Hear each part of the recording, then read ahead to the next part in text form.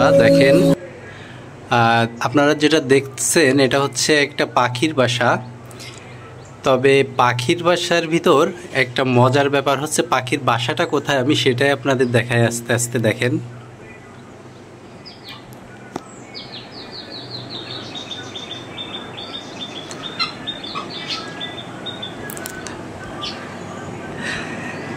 দেখছেন, এটা হচ্ছে আমার যে বেডরুম এর বেলকনি।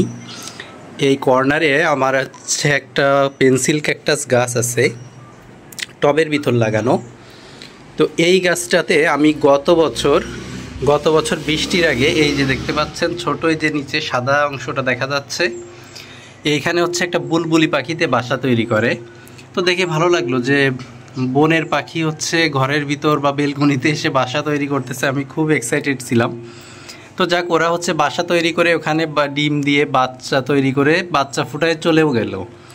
যাওয়ার পরে এখন এই যে সাদা অংশটা মানে বুলবুলি পাখির যে ছোট বাসাটা, ওইটার উপরে যে বাসাটা দেখতে পাচ্ছেন, এই যে দেখাই, এই যে মুখটা দেখেন কি সুন্দর দেখছেন। এইটা হচ্ছে ছোট একটা পাখি, মানে এটা টুনটুনি পাখির মতো দেখতে, কিন্তু অনেক সুন্দর। এই পাখিগুলো আমি দেখছি বাজারে বিক্রিও করে খাঁচাই করে।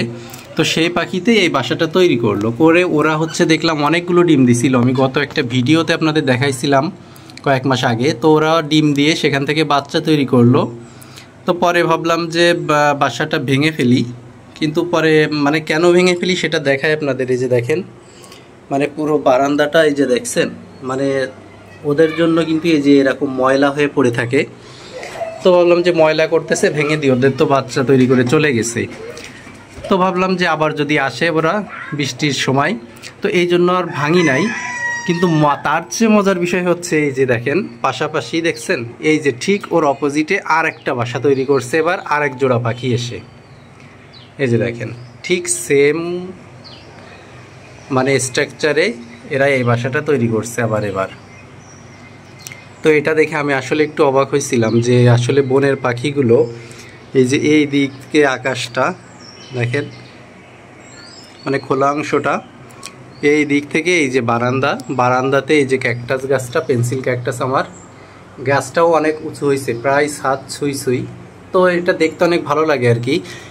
তো এই জন্য আর কি মানে এটা আমি প্রুনিং করি না, প্রুনিং না করে এই যে দেখেন একদম নিচে থেকে উপরে মানে উঠতে প্রায় এরা ছাদের কাছাকাছি চলে গেছে।